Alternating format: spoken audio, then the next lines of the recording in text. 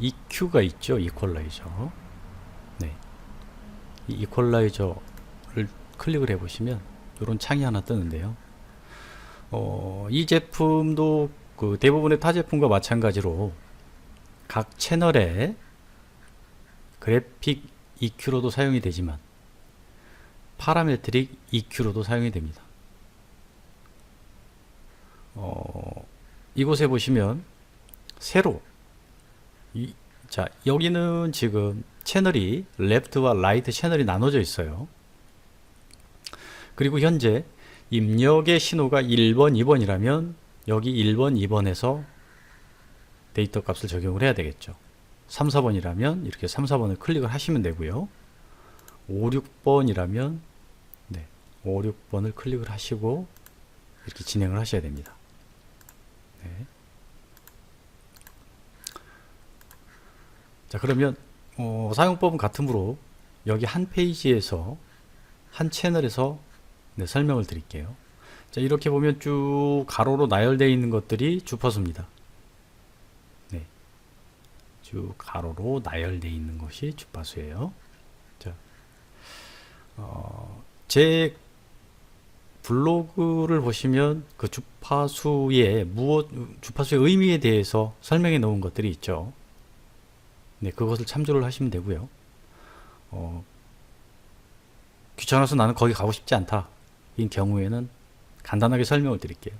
소리는 1초에 343m를 간다 그러죠. 네, 어느 전 세계의 어느 음향 서적을 보아도 정해져 있습니다. 그러면 이 100Hz라는 건 뭐냐?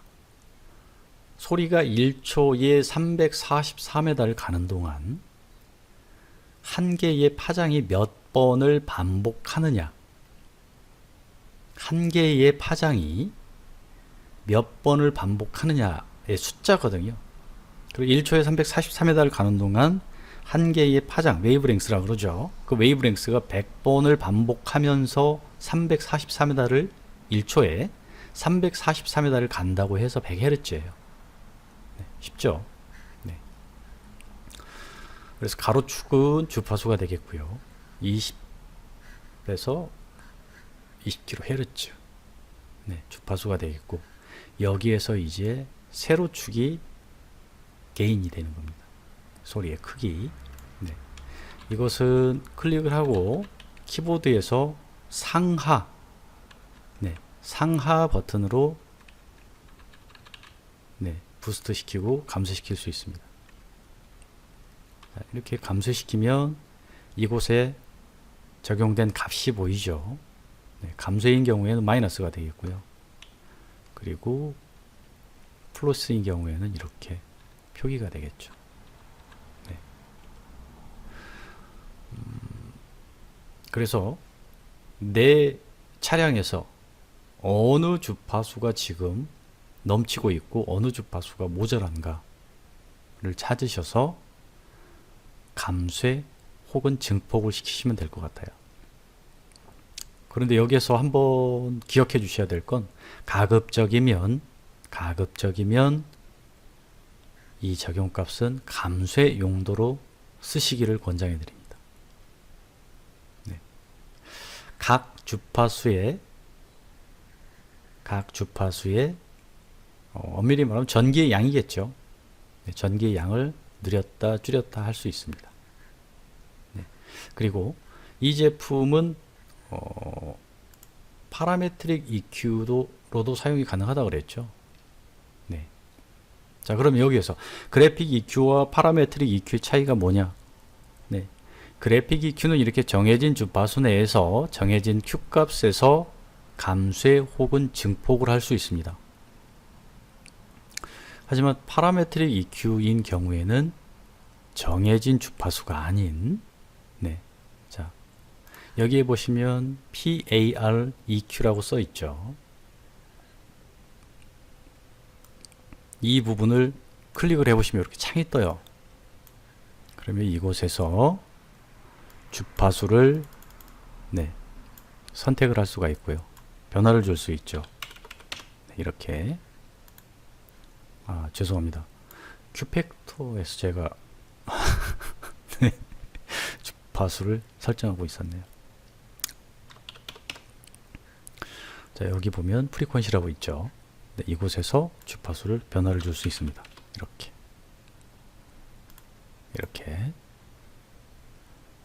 자, 아까 100Hz였던 것이 내가 적용했던, 자, 예를 들어 300Hz로 바꿔볼게요. 네, 보시면 300으로 바뀌죠. 이곳에서 아까 그래픽 EQ는 이 Q 팩터를 이 변화를 줄 수 없다 그랬죠. 이제 파라메트릭 EQ에서는 주파수 위치도 마음대로, 그리고 Q 팩터, 네, 이 Q 값도 임의대로 설정을 할 수 있습니다. 네, 이런 식으로요. 자, 그러면 지금 이 Q 팩터가 뭔지 정확히 지금 개념이 이해가 안 되시잖아요. 자, 그럴 때는 이쪽에 보면, 자, 요 놈을, 잠시만요. 요 놈을 클릭을 해보면 이렇게 데이터가 적용되는, 네, 값을 볼 수 있는, 그래프로 값을 볼 수 있는 게 보여요. 자, 얘를 좀 잘 보이게 이렇게 놓고,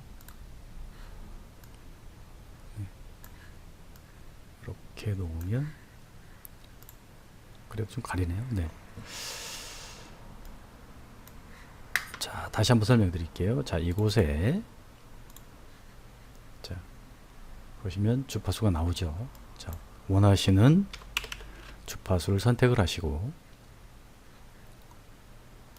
데이터가 안 보이는구나.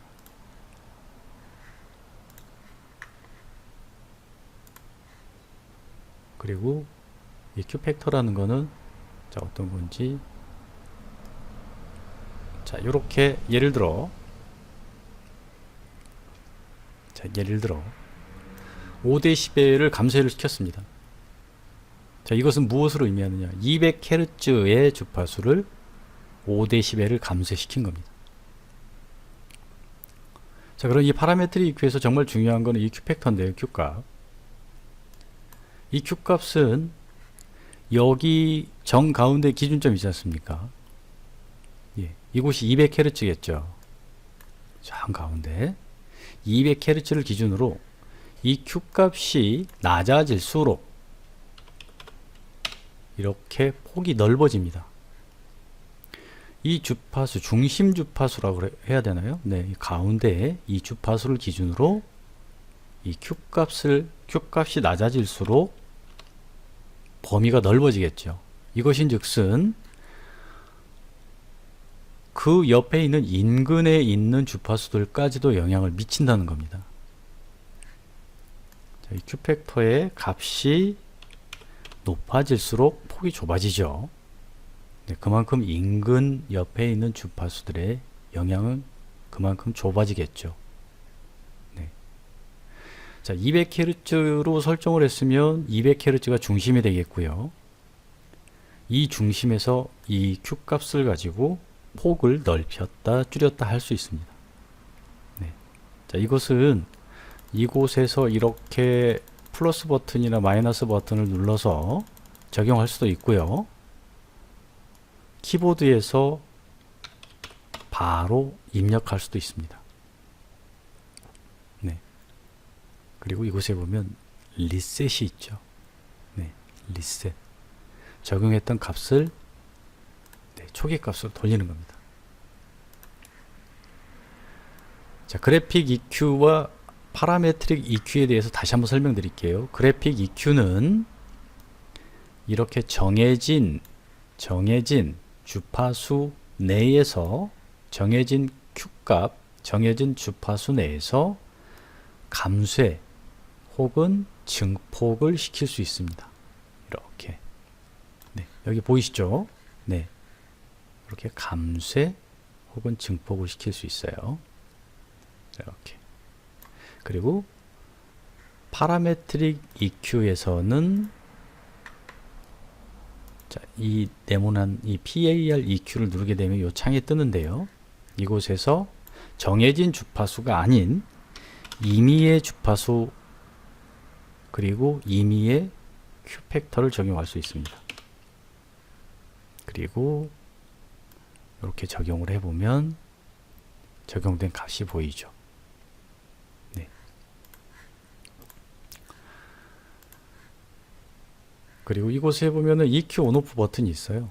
네. 오프를 시키게 되면 이렇게 비활성화 되죠. 색상이 변하죠. 네. EQ가 적용된 값과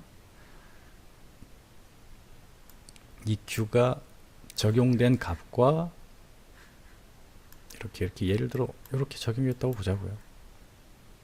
적용된 값과 EQ가 적용되지 않는 바이패스된 값을 보는 용도로 쓰시면 될 것 같아요. 그리고 이곳에 보면은